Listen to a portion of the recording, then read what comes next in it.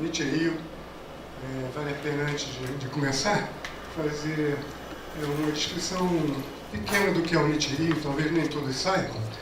O NIT Rio é um núcleo de inovação tecnológica que é composto das 8 unidades do Ministério de Ciência e Tecnologia, Inovações e Comunicações, aqui do Rio de Janeiro. Então, esse NIT foi criado para apoiar toda forma de estímulo à inovação. Então, entre as tarefas do NIT tem registro de patente, registro de software, contratos, toda forma que possa facilitar de alguma maneira os pesquisadores ou quem mais quiser de criar empresas e outras formas de transferência de tecnologia. Aqui esse núcleo de inovação, ele é composto, como eu falei, das 8 unidades do Rio de Janeiro, unidade de pesquisa, e cada uma delas tem um coordenador. E a sede, assim, onde ficam nossos bolsistas, nossos técnicos, é no CNPF. Então, entre as ações do CNPF, além dessas que eu falei, tem uma que é o motivo da nossa reunião aqui hoje, que é a de estimular a criação de empresas, de transformar estudos acadêmicos em negócios. É o que a gente está tentando fazer e a gente espera passar isso para vocês. Então, hoje, nessa apresentação, nós estamos trazendo aqui a Mariana, que trabalha diretamente no NIT Rio, que é responsável por essa parte de criação de empresas e tentativas de sua transferência em negócios. Ela depois vai falar mais um pouquinho. E nós convidamos hoje para passar a experiência deles para você, dois pesquisadores que criaram suas próprias startups, o Anderson e o Marcel. Então, o currículo deles quer dizer, o Marcel é engenheiro químico, é isso? E já fez mestrado, está fazendo doutorado e tem uma longa experiência de acadêmica e também de estudo. E ele vai contar para a gente de como que disso tudo ele criou a startup dele, chamada Megatech. Isso não, Magtech. E o Anderson, que fez a graduação e a mestrado, está fazendo doutorado, não é? Já fez doutorado, em pós-doutorado de microbiologia, né? E então ele também, através dessas pesquisas, foi evoluindo e criou também a startup dele, a Luminari. E ele vai contar também para a gente a experiência deles e o que vocês tiverem dúvida, o que vocês quiserem perguntar, nós estamos livres. Quer dizer, é uma reunião pequena, quer dizer, a gente espera que não leve muito tempo, mas espera tirar todas as dúvidas de vocês, que a gente puder atender para facilitar, estimular a quem esteja pensando em transformar algum negócio, alguma pesquisa numa empresa. E feito isso, eu vou passar aqui a palavra para a Mariana, que ela vai começar a apresentar. Boa tarde, pessoal, tudo bem? Eu vou ficar com o cronômetro aqui na minha mão, porque o combinado aqui entre a gente é que a gente faça 10 minutinhos de apresentação cada um. Então, eu vou falar 10 e cada um deles vai falar 10 minutos. E depois a gente vai sentar aqui de frente para vocês fazerem perguntas, enfim, puxarem o máximo que vocês puderem da gente nesse dia, tá bom? Mas que seja uma apresentação bem dinâmica. Bom, eu venho trazer a discussão hoje dos desafios para empreender na ciência. Eu sou Mariana Bottino, eu sou assessora de negociação e empreendedorismo do NIT Rio, como a Abdala apresentou. E eu sou fundadora do programa Cientista Empreendedor, que é um programa de pré-aceleração de projetos científicos. Então, o Abdala já falou do NIT Rio, e assim, é um questionamento que eu trago para vocês, que é um questionamento também que eu fiz e que os meninos também sempre fizeram, é assim, quais são os objetivos da ciência? A gente faz ciência pensando em quê? Pensando em sempre criar ou descobrir alguma coisa que possa impactar a vida de alguém. De uma forma muito geral, é essa. E a ciência ela tem um objetivo muito claro, que a gente tem que levar esses resultados para a sociedade de alguma forma. Mas como que a gente leva esses resultados quando a gente trabalha com uma alta complexidade tecnológica? Com projetos que duram anos, né? Não é rápido assim, né? Em um ano a gente tem um resultado que pode levar para a sociedade, né? Para o mercado, vamos dizer assim. Então, aí é que entra o empreendedorismo tecnológico, que ele começou a ser incentivado desde a Lei de Inovação, que foi promulgada em 2004. E os NITs, eles foram criados dentro dos institutos de pesquisa com esse objetivo de fazer ponte entre a ciência e o mercado. E a Lei de Inovação viabiliza isso. Porque a Lei de Inovação, ela diz que a ciência ela agrega valor para a sociedade ou para processos dentro da indústria. Quer dizer, o objetivo é criar produtos mais competitivos no mercado. Então, como que isso é feito, né? Existe, depois a gente fala mais a fundo sobre isso, né, na hora do debate, mas ela dá todas as ferramentas de operacionalização, de relacionamento, de como um pesquisador que é servidor público, como um jovem que é bolsista, pode se relacionar com o mercado e possivelmente ter parceiros de mercado com indústrias. Então, depois a gente fala mais a fundo. E eu trouxe uma advogada especificamente também para ajudar a gente nessa discussão. Então, vocês aproveitem. Mas, basicamente, assim, o que é legal da Lei de Inovação é que, ao mesmo tempo que ela estimula essa interação com o mercado, ela diz o seguinte, que não deve interferir com a atividade fim da ciência, que ainda é o quê? Fazer ciência básica. Então, a Lei de Inovação, ela não veio para acabar com essa parte teórica e básica da científica, mas é para fazer as duas coisas, é para estimular os pesquisadores e os jovens a pensarem nesses dois pontos. O nosso cenário, o que a gente tem hoje, a gente do lado que trabalha no NIT, né? A gente vê um aumento dos pedidos de patente, isso é legal para uma ICT ser reconhecida como inovadora, porém isso gera um alto custo financeiro, quando a gente não faz patente com estratégia para o mercado. Se a gente só faz patente para ser uma métrica que a gente tem que responder para o CNPq, isso pesa muito financeiramente no bolso. Mas qual o objetivo do pedido de patente? É fazer a transferência da tecnologia. Quando a gente pensa em patente, a gente já está pensando no mercado. Quer dizer que a gente tem esse viés de enxergar potencialmente uma indústria que pode absorver essa nossa tecnologia. E aí o objetivo era o que? Era isso retornar para as ICTs e para o pesquisador um ganho financeiro em forma de royalties. Só que isso, como a Seta mostra aqui, isso é um dado real que a gente tem, isso não acontece muito facilmente e é um entrave que a gente ainda tem dentro das unidades de pesquisa. E das universidades como geral, tá? Eu não falo só das ICTs vinculadas a gente ao Ministério. Desculpa eu li de português, mas qual o cenário de pesquisa e desenvolvimento que a gente tem quando a gente compara com outros países, como por exemplo Estados Unidos e Coreia? A maior parte dos pesquisadores estão dentro de empresas. Aqui é o contrário. A maior parte dos pesquisadores estão dentro das universidades. Então, quando a gente se compara e vê lá fora, poxa, mas lá fora tem tantas startups, tem tantas empresas, existe fomento privado dentro das pesquisas, é por causa disso. É porque o mercado também ainda não consegue enxergar o valor que a gente espera dentro da pesquisa. Então, isso destoa muito e faz com que a gente fique muito atrás em termos de competitividade mundial. Então, por que todo mundo fala assim, todo mundo já me questionou, mas poxa, o pessoal fala tanto de empreendedorismo, está virando na moda e as startups? É simplesmente porque elas podem ser a ponte entre a ciência e o mercado. O Marcel e o Anderson vão mostrar isso aqui para vocês. Para que a gente faça com que projetos científicos cheguem ao mercado, seja através do licenciamento para uma indústria, para ela tocar isso à frente, ou então para pesquisadores ou jovens cientistas criarem empresas a partir desse resultado de pesquisa.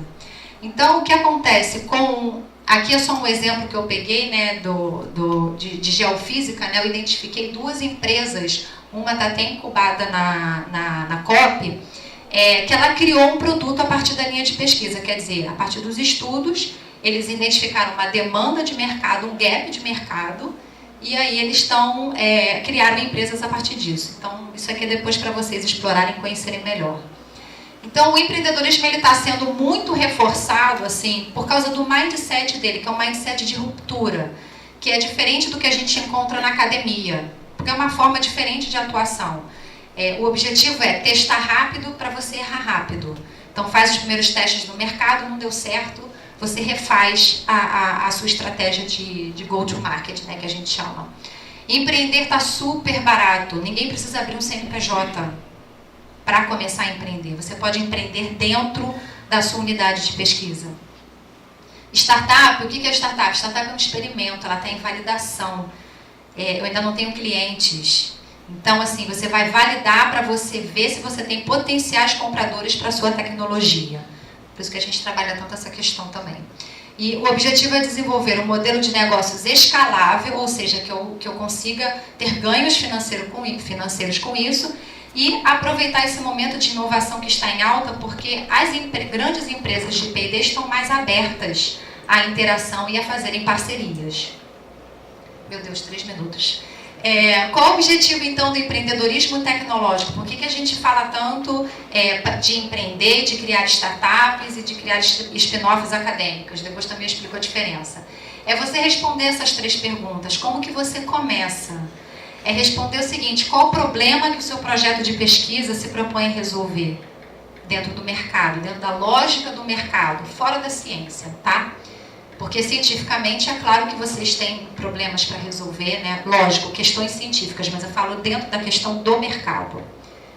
Quem é o seu público-alvo? Tenta se imaginar quem compraria o seu projeto de pesquisa. E como o seu público-alvo resolve esse problema hoje. Como eles fazem. Então a ideia é vocês buscarem essa informação no mercado para vocês fazerem um projeto de pesquisa ligado às necessidades do mercado ou da sociedade.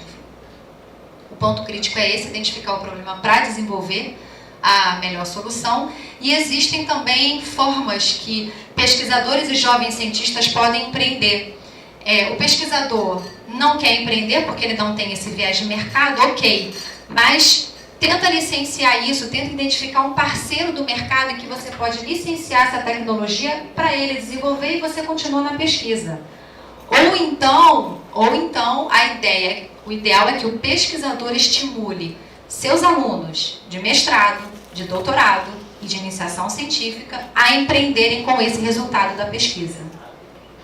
Estimula ele a criar empresa a partir disso. Porque o jovem cientista, o que a gente fala é meio que... A gente fala assim de supetão mesmo, mas o jovem cientista não tem perspectiva de concurso público tão cedo. Então, assim, qual a ideia? Não vamos deixar os jovens desempregados, correto? E vamos estimular ele a criar uma empresa a partir disso. Isso pode fazer, a lei de inovação permite. E a ideia é que é a incubação de projeto. Então, com esse objetivo, avaliando todo esse cenário, a gente criou um programa de pré-aceleração de projetos científicos. Eu convido vocês a visitarem a página do cientistaempreendedor.com.br, porque a gente tem várias metodologias, a gente tem Facebook e Instagram, que a gente divulga os conteúdos também relacionados a empreendedorismo na ciência. O nosso foco são cientistas. Aqui são só alguns momentos de oficina de empreendedorismo e Demo Day que a gente já fez no CBPF com os jovens cientistas locais.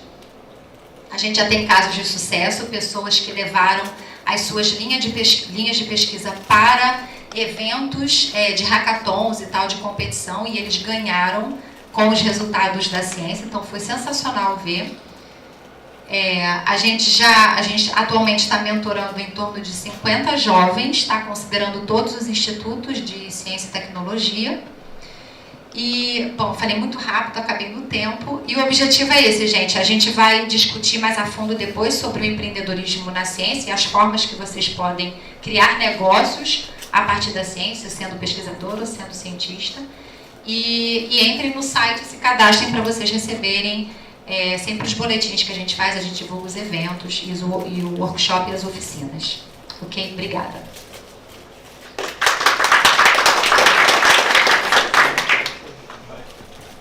Eu agora vou chamar o Anderson Fragoso, então, para contar a criação dele. Primeiramente, boa tarde. Prazer, meu nome é Anderson Fragoso. Eu vou ser bem breve aqui, vou contar um pouco do que a gente faz como tecnologia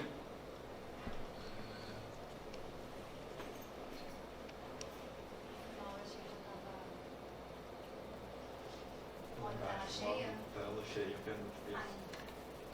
E só contando um pouco da minha história, eu vim da minha vida acadêmica toda dentro da UFRJ, desde graduação em microbiologia, mestrado, doutorado, pós-doutorado. Fui professor também, visitante da UFRJ. E vi, sempre quando entrei na parte de pesquisa, sempre sonhei em aplicar o que eu estava fazendo. Mas eu via que dentro da universidade, as métricas são outras. E eu costumo dizer que isso funciona desde quando você é criança em casa até quando você está numa grande empresa, que é, diga quais são as métricas, que eu irei dizer como irei trabalhar, ou então eu irei dizer como me irei comportar. E na universidade a gente entra nessa rotina que fica mais ou menos assim, a gente aprende que tem que publicar para poder ganhar uma bolsa, depois publicar mais para passar no concurso, e quando você vê, você está fazendo ciência para você mesmo, está fazendo ciência para publicar. E não era que me dava tesão de trabalhar, entendeu? Eu falei, pô, eu quero aplicar isso, como que eu faço? Busquei na universidade alguma disciplina de empreendedorismo, não tinha na época. Aí eu fui fazer um MBA em gestão e empreendedorismo pela FGV, que pô, é muito caro, principalmente para quem ganha uma bolsa, era quase metade do meu salário. Mas eu falei, pô, é esse caminho que eu vou, então vamos em frente. E essa MBA fez mudar o mindset, entendeu? Pensar em como aplicar essa ciência. E a startup foi o caminho que eu enxergo hoje.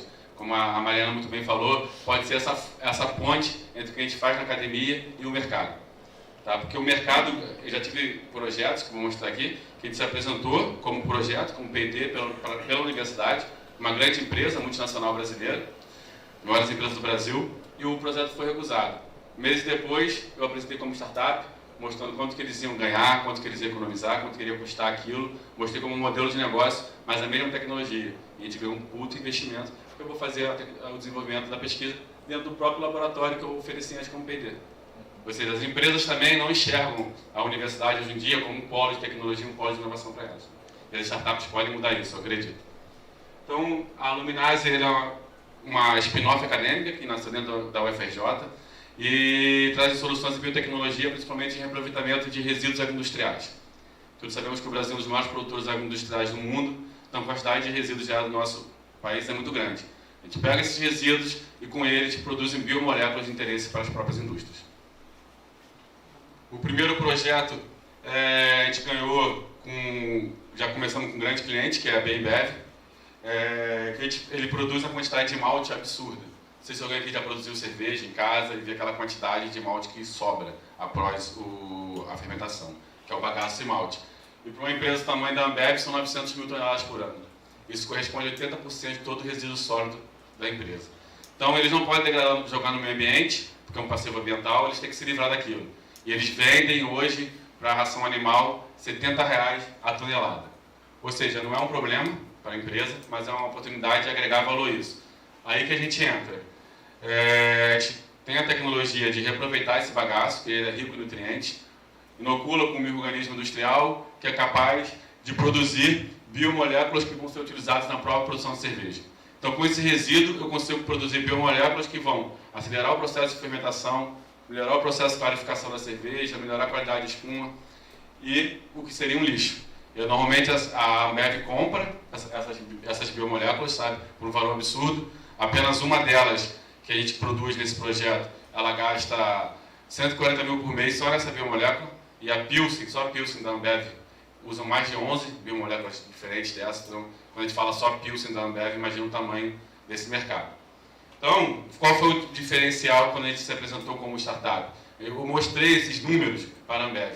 Porque quem vai tomar a decisão de aprovar o seu projeto ou não, não é só o cara de P&D. Quando eu falo que eu vou pegar o bagaço através de tecnologia de fermentação em estado sólido, produzir uma biomolécula de tal maneira, com tal micro-organismo, todo o processo o cara vai achar maravilhoso. Mas quem vai tomar a decisão lá em cima não é o cara de P&D. É o cara do financeiro, é o cara da gestão da empresa. Então você tem que falar isso em números. Tá? Então, mudar esse mindset e correr atrás desse número quando for apresentar um projeto é muito importante para parceria com essas grandes empresas.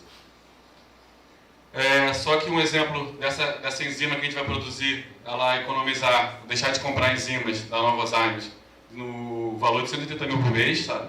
Vem outras enzimas ali, por exemplo, que ela gasta 240 até 400 mil por mês em apenas 3 enzimas. Então a gente mostra para a empresa quanto que a gente vai economizar com o lixo da própria empresa. Essa é a equipe, formada por mim, o Joab, que ele é doutor em tecnologia de alimentos, e as duas cervejeiras do grupo, que é a Cândida e a Maria Eduarda. E também surge dentro da startup um outro campo de aplicação completamente diferente, que é o campo de saúde, mas vocês vão observar que é a mesma tecnologia. A gente pega resíduo de malte, resíduo do dendê, para a produção dessas mesmas biomoléculas, para uma aplicação na área de saúde, que é a formulação de biodetergente enzimático, que tem como foco o combate à infecção hospitalar, que eu vou falar um pouco mais na frente. Só para dizer o que é o óleo de dendê. O óleo de dendê é o óleo mais utilizado no mundo para diferentes aplicações, desde alimentos, cosméticos, biocombustível e também detergentes. Tá? E ele está com a fronteira com a floresta amazônica. Então, uma das plantações que mais cresce no mundo, e cada hectare que cresce mais é a floresta derrubada. Então, o que a gente pretende fazer? Pegar o resíduo desse óleo de dendê para produzir essas próprias enzimas. O óleo de dendê, que vem a partir do dendezeiro, ele é prensado e utilizado na formulação do detergente enzimático. A gente pega esse resíduo, produz essas biomoléculas de enzima e utiliza a mesma formulação desse mesmo detergente. Então, a gente fecha uma economia circular dentro da própria empresa. Em vez de ela se tornar um lixo que ela tem que gastar para não jogar no meio ambiente, tem que gastar com isso para se livrar desse lixo, a gente utiliza para reduzir custos dentro da própria empresa. E qual é o objetivo desse detergente enzimático? É o combate à infecção hospitalar. Tenho certeza que todos aqui já perderam algum familiar ou amigo devido à morte por infecção hospitalar, que mata mais de 100 mil pessoas por ano só no nosso país. Então a gente se associou com outro laboratório da UFRJ, que desenvolveu o luminol, que a gente chama de luminol brasileiro, que ele é muito utilizado na área forense para identificação de sangue oculto. Sangue oculto é aquele sangue que é limpo em uma área tentada contra a vida, você não consegue enxergar. Mas quando você usa a tecnologia do luminol, ele consegue identificar concentrações mínimas desse sangue por fluorescência. A gente pretende utilizar essa tecnologia, acho que eu vou melhor sem microfone, né? Tá bom? Para identificar esse sangue invisível no ambiente hospitalar. Esse sangue nada mais é do que o meio discutível para a proliferação dessas superbactérias que provocam a infecção. Então, esse é o luminol, hoje comercializado para a polícia, sabe, do Rio de Janeiro, mas infelizmente, não só no Brasil, o Brasil como um todo não investe muito em investigação. Isso aqui no Rio de Janeiro é pior ainda. A maioria dos casos de atentado contra a vida ocorre em favelas, e a maioria dos casos que ocorrem em favela ocorre até por próprios policiais. Então, a investigação no Brasil e no Rio de Janeiro é muito pouco. Então, a gente pretende utilizar essa tecnologia para um outro público, que é o público médico hospitalar. Isso aqui foi só uma validação feita no hospital de Demmert, na Holanda, e quando eles utilizaram a tecnologia do luminol, um hospital de referência, página, o hospital acendeu inteiro. Ou seja, isso está ocorrendo no hospital de referência na Holanda. Imagina o que está ocorrendo na saúde pública do nosso estado, por exemplo. Então, como a gente vê isso como uma barreira de entrada do luminol, apenas você identificar um problema para o hospital não quer que identifique um problema que ninguém vê. Apesar que isso vai trazer redução de óbitos para ele. Mas para que eu vou descobrir um problema que ninguém vê? Então, para superar essa barreira de entrada, que entra o segundo produto, que é esse detergente enzimático de baixo custo, desenvolvido também pela nossa empresa, em parceria com o laboratório da UFRJ, para limpar esse sangue invisível. Então, qual é a proposta de valor da nossa startup? Além de reduzir o número de óbitos com essas duas tecnologias, aí que entra a parte financeira que você vai convencer quem vai tomar a decisão do hospital a comprar. Ele não vai estar só reduzindo o número de óbitos. Ele, diminuindo o caso de infecção hospitalar, ele reduz o gasto, por exemplo, com o uso excessivo de antibióticos. Estima-se que no Brasil são gastos mais de 50 milhões por ano só de novos antibióticos. Redução de tempo de leito. O Sistema Único de Saúde poderá disponibilizar mais leito com o mesmo espaço físico.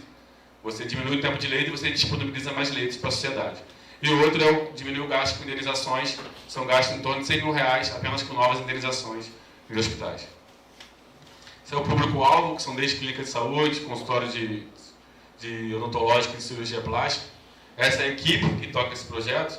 São professores titulares, mestres e doutores da Universidade Federal do Rio de Janeiro. Aqui só conta um pouco da timeline da nossa empresa. Antes de 2017, o luminol só era comercializado para a área forense. E com 2018, a partir dessa parceria com a startup, a gente foi acelerado para o programa de Biostartup Lab, que é uma dica para vocês, e do Inovativa Brasil, que são programas que chamam de programa de aceleração de startup. Ou seja, você pega seu projeto científico e transforma ele num modelo de negócio. E você consegue validar com profissionais do mercado e com o público em geral, a partir de metodologias que eles ensinam, se realmente essa tecnologia que você está desenvolvendo no laboratório vai ter algum mercado, vai ter alguma aplicação, e se vale você ir atrás dela, continuar com ela para transformar isso em um negócio. E são gratuitos, os dois são gratuitos. O Inovativa Brasil você pode fazer online. Então, você de casa, você consegue ter mentorias com empresários e validando se aquela tua pesquisa que você está na bancada, fazendo dentro do laboratório, tem a possibilidade de virar um negócio. Só que, e também no final do ano passado, a gente ganhou o desafio do Sebrae na Case, que é o maior evento de startup do mundo, da América Latina, e a gente ganhou esse desafio e foi considerada a melhor startup do ano pelo Sebrae, no ano passado. E foi muito gratificante, porque tinha mais de 400 startups do Brasil inteiro, de diferentes áreas. E quando a gente fala de startup, todo mundo pensa num aplicativo, numa plataforma digital, que junta meia dúzia de adolescentes na garagem, em 3 meses eles têm um aplicativo, em 6 meses está validade, 1 ano às vezes eles estão vendendo para o mundo inteiro. Mas quando a gente fala de pesquisa científica, aqui tem mais de 10 anos de investimento público. Tem mais de 10 anos de diferentes cientistas trabalhando dia e noite nesse projeto. Tem diferentes teses de doutorados. Não fui eu que comecei o projeto. Eu comecei todo em cima de um know-how, em cima de diferentes pessoas que passaram por esse laboratório. Então é muito gratificante ter uma startup de biotecnologia ser reconhecida pelo Sebrae como a melhor do ano. Então foi muito interessante, muito bom para a gente. Atualmente está participando do ProInter Biotech, tem uma dica, é um programa de internacionalização de startups na área de biotecnologia. E a gente vê no futuro também um público-alvo bastante promissor, que é o ambiente de frigorífico. A gente sabe que tem relatando aí na imprensa problemas graves de contaminação de carne que tem no nosso país, e quanto que isso abaixa a nossa economia, e pelo Brasil ser um dos maiores produtores de carne do mundo, é um público-alvo também bastante promissor. Então é isso, eu finalizo dizendo que o hospital de Denver, que eu mostrei as fotos aqui, ele conseguiu extinguir a contaminação com o vírus da hepatite C utilizando essa tecnologia. Se eles conseguiram fazer isso lá, tenho certeza que a gente consegue fazer isso aqui, com um produto inovador, desenvolvido com tecnologia nacional e de baixo custo. É isso, muito obrigado.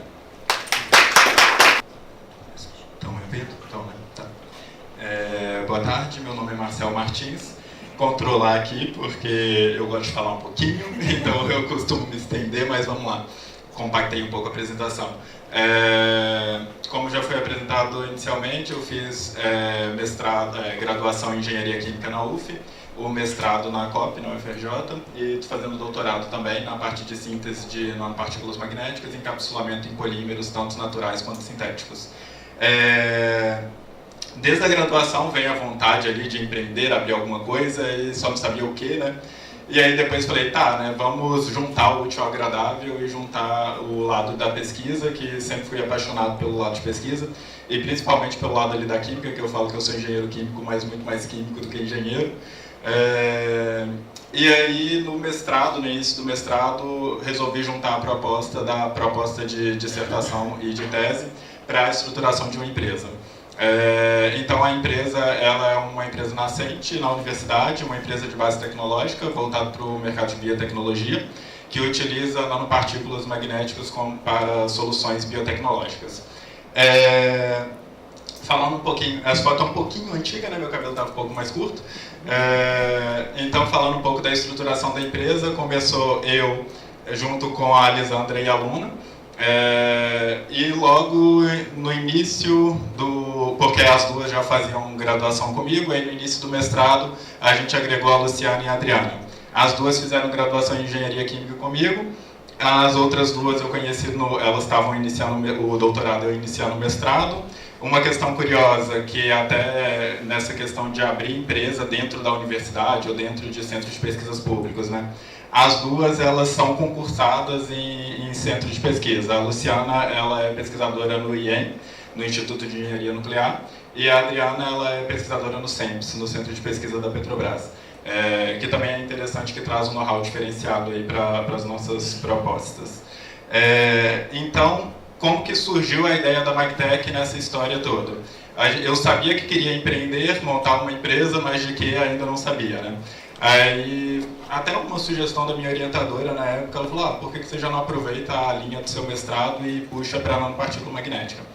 Aí a gente até começou a pesquisar mercado, o que seria interessante, porque dá para aplicar em uma infinidade de coisas, né? Desde petróleo até saúde. Uma vontade grande era aplicar em saúde, porque minha dissertação já era nessa parte de saúde.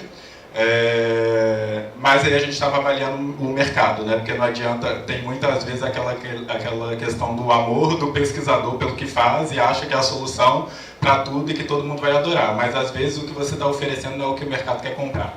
E, na verdade, a gente tem que ouvir o mercado e saber o que ele quer.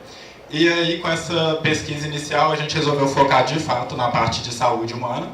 E uma questão aí que é dada até da Organização Mundial de Saúde, esse está um pouco desatualizado, que é de 2012, mas segue a mesma expectativa, que o câncer é uma das doenças que mais mata, e cada ano tem surgido novos casos de morte, e com isso a gente tem que arrumar soluções que sejam menos invasivas, que tenham menos efeitos colaterais e que sejam mais eficientes ali, né?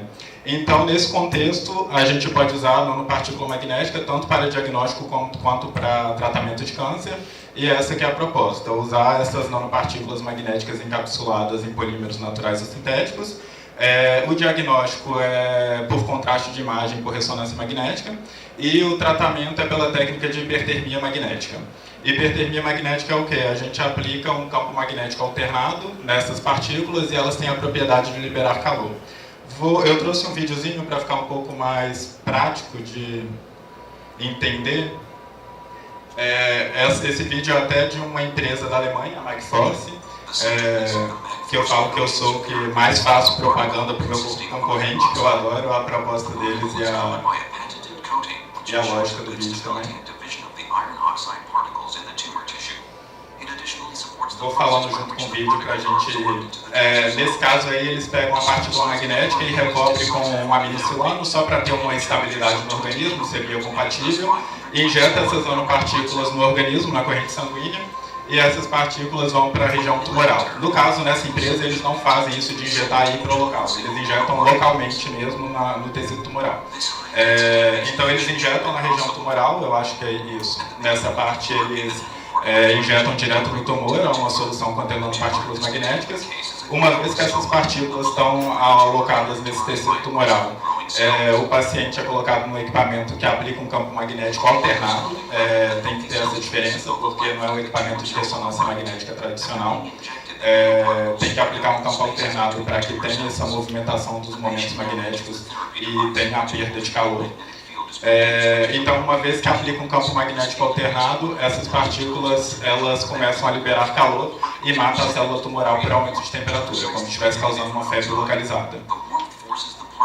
Aí está mostrando que o campo magnético favorece a absorção dessas partículas pela célula tumoral. É claro que se coloca um marcador que tem afinidade pelo tumor, essa internalização na célula tumoral vai ser muito mais seletiva e eficiente.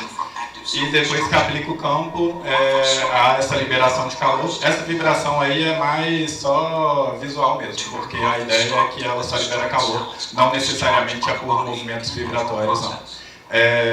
E aí aplicou o campo, liberou o calor, matou o tumor por aumento de temperatura. Então, qual é a proposta da empresa? A empresa ela é atuante no mercado de nanotecnologia e biotecnologia, preza muito por essa interação universidade-empresa, já que é uma empresa de base tecnológica nascente ali na universidade, e também incentiva o desenvolvimento de novos negócios de base tecnológica, seja por interação com alunos de iniciação científica, estagiários e afins. Então, a motivação e o propósito da empresa é proporcionar um incremento na qualidade de vida por meio de uma alternativa sustentável e amena para diagnóstico e tratamento de câncer, tanto em animais quanto em humanos. A empresa, então, o núcleo dela está centrado em nanopartículas magnéticas, que poderiam ser voltados para vários mercados, desde biologia até engenharia, mas a gente optou em focar na parte de medicina e mais especificamente no mercado de oncologia. O serviço da empresa, no momento, a gente está focando em um serviço em 3 etapas, que é uma consultoria técnico especializada, onde a gente vai até o cliente, que já tem um portfólio de produtos que pode ter o seu produto incrementado com nossa tecnologia. Identificamos essa possibilidade de melhoria. Numa segunda etapa, a gente prototipa esses novos produtos e pode chegar até uma terceira etapa de um scale-up da bancada para a indústria, que seria a definição de processo em escala. E a possibilidade de produto são as partículas magnéticas, cápsulas poliméricas de forma independente, ou uma encapsulada na outra, e a biomarcação da superfície para aumentar a seletividade desse material. Então, qual o potencial tecnológico do que a gente está trazendo? A partícula magnética pura, ela pode ser encapsulada em uma cápsula polimérica, natural ou sintética. Podemos encapsular junto fármacos, marcadores fluorescentes, e podemos modificar a superfície com marcadores biológicos seletivos, e também até com marcadores radioativos. Então aqui a gente teria uma solução tipo uma bomba para tratamento tumoral, que seria desde a quimioterapia por causa do fármaco, a radioterapia por causa do marcador de colocar radiofármacos na superfície, e a partícula magnética, que em um primeiro momento, quando aplica o campo, ela está liberando calor e forçando a saída desse fármaco, então a gente teria uma liberação controlada que diminui os efeitos colaterais que são comuns na quimioterapia. E em um segundo momento, quando eu aplico esse campo por um tempo maior e uma intensidade de frequência maior, também tem a liberação de calor, então teria quimioterapia, radioterapia e hipertermia magnética de forma localizada e mais precisa, a nível celular, né?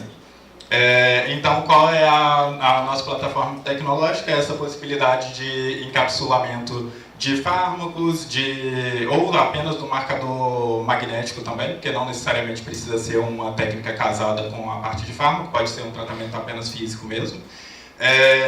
Podemos inserir esses marcadores fluorescentes para técnicas mais avançadas, que também tem teranósticos atualmente que utiliza a interação de partículas magnéticas com moléculas fluorescentes.